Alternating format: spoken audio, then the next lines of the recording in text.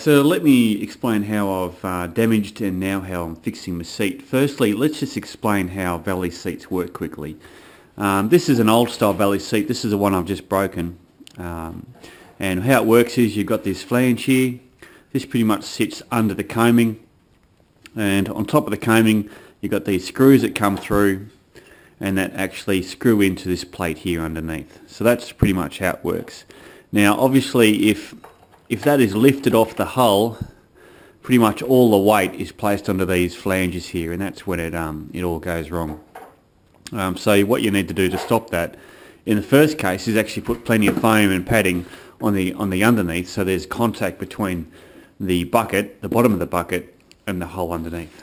Okay, so if that doesn't work out, what can happen, and has happened in this particular case, is this piece of plastic has basically cracked and ripped out of there, and you'll notice that pretty much corresponds with that plate. So that plate pretty much has cracked through that bit of plastic, and the seat's come down, fallen down, and whatever else. So that's the problem. And you get other cracking too. I've had other cracking on the side here as well.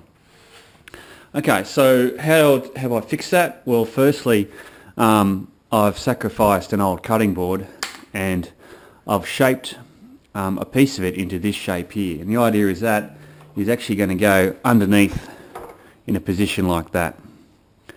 Okay.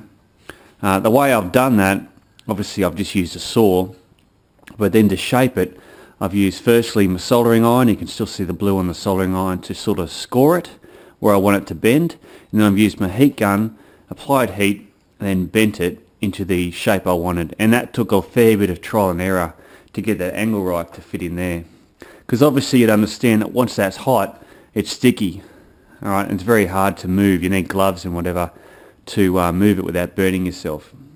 And then once you do try to put it in here, you've got to be careful that the plastic doesn't stick to this plastic, and you've really got a huge mess.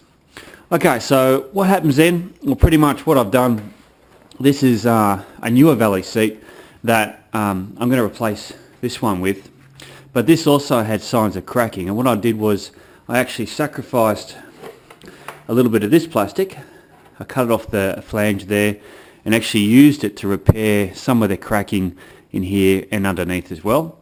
And then to reinforce it, I've taken that blue piece that I just talked about, how I've added that and bent it. I'll place that underneath, bolted that through, and then just to fill the gap, I've just used like a marine putty that just fits in there, just to fill up any gaps. So now what I'll have now, when I put the plate back on, I've actually got to drill the holes yet. When I put the plate back on, I've now got that pressure applied between the plate and also these screws here. So hopefully I've distributed any weight across that whole area, and hopefully that'll be a lot better solution and we won't get another break. Fingers crossed. And just on the other side, the other side looks a lot neater.